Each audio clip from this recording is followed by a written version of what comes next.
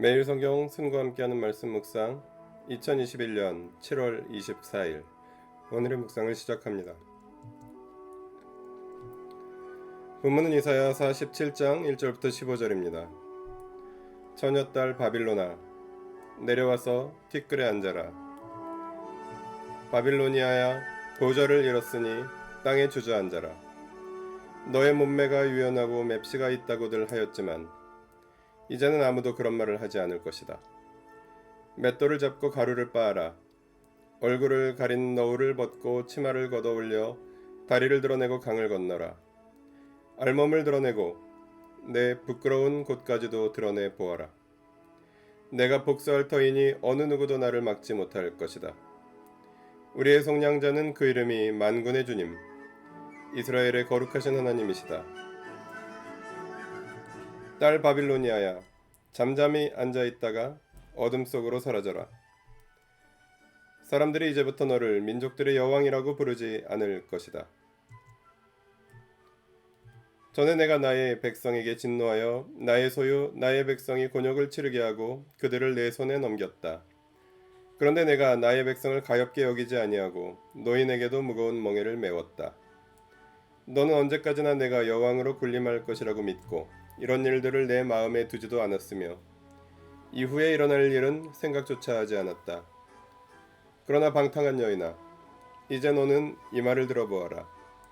내가 평안히 앉아서 마음속으로 이르기를 나보다 더 높은 이가 없다. 나는 과부가 되지 않을 것이며 자식을 잃는 일도 없을 것이다 하였지만 자식을 잃고 과부가 되는 이 두 가지 일이 한날에 갑자기 닥쳐올 것이다. 너희 주술이 아무리 능하고 너희 마술의 힘이 아무리 세다 하여도 이 일이 너에게 반드시 닥친다. 내가 악한 일에 자신만만하여 아무도 나를 감시하지 않는다 하였다.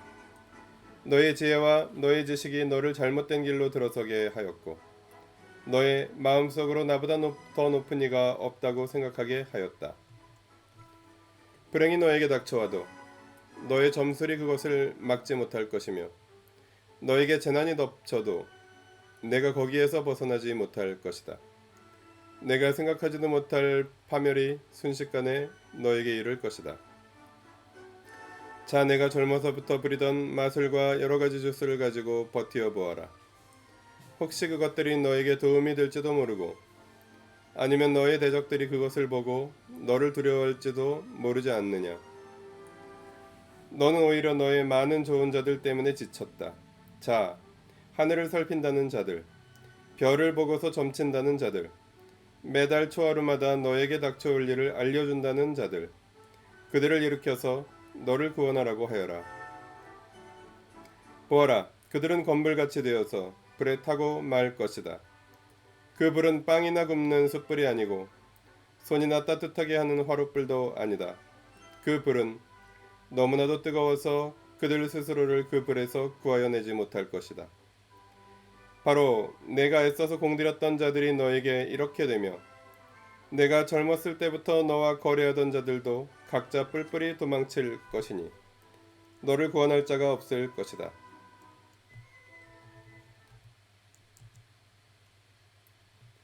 1절부터 4절은 바빌로니아가 당할 치욕과 순환을 말합니다.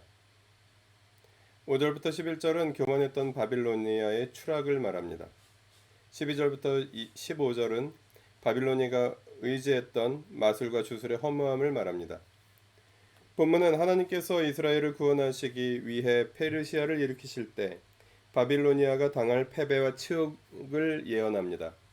세계를 제패하던 바빌로니아가 파괴되는 날, 그들이 의지했던 모든 것들과 그들이 자랑했던 모든 것들은 아무것도 아니게 될 것입니다.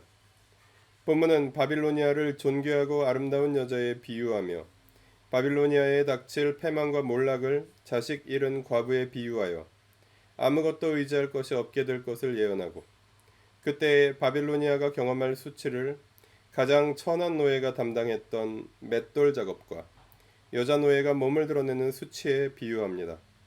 그때 바빌로니아가 자랑하고 의지했던 주술과 마술은 아무 쓸데없는 것이 될 것입니다.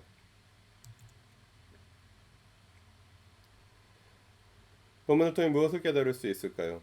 오직 하나님만이 영원한 왕이십니다. 바빌로니아는 유다를 멸망시켰고 포로로 끌고 갔습니다. 이것은 하나님께서 바빌로니아를 사용하셔서 유다에게 벌을 주신 의미도 있습니다.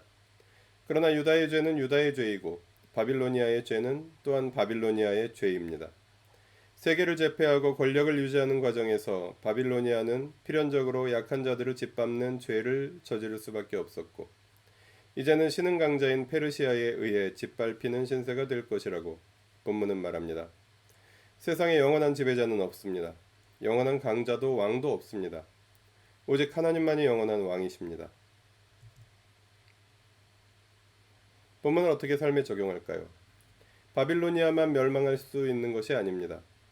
공산권이 몰락한 이후 미국이 지배하는 세계 질서와 신자유주의에 접어든 자본주의 체제는 더 이상 아무런 저항도 방해도 받지 않고 지구를 파괴하며 인류 위에 군림하고 있습니다. 인류는 신자유주의 경제체제의 포로와도 같습니다. 아무런 희망도 변화의 조짐도 보이지 않습니다. 그러나 본문은 세상에 영원한 강자도 영원한 지배체제도 없음을 분명히 말합니다. 하나님의 때가 되면 하나님의 방법으로 이 세계의 지배자들을 벌하시고 포로된 우리 모두에게 자유를 주실 것을 본문을 통해 기대할 수 있습니다. 망해버릴 피라미드 체제 안에서 한두 계단 더 위에 있는 것보다 중요한 것은 바로 이 체제의 멸망을 꿈꾸기를 포기하지 않으며 하나님의 의와 구원이 실현되고 관철되는 세상을 상상하고 가정과 마을, 교회 단위에서 끊임없이 연구하고 연습하며 하나님의 나라를 살아내는 것입니다. 기도하시겠습니다. 바빌로니아가 멸망했던 것처럼 지금 이 세상을 지배하는 체제와 세력도 영원하지 않음을 고백합니다. 오직 영원한 왕이신 하늘아버지의 정의와 구원의 날을 상상하고 꿈꾸고 기다리고 준비하고 연습하는 하나님 나라의 백성으로 살아내게 하여 주십시오. 우리 주 예수 그리스도의 이름으로 기도합니다. 아멘. 매일 성경순과 함께하는 말씀 묵상, 오늘의 묵상을 마칩니다. 말씀이 함께하는 하루 보내십시오. 고맙습니다.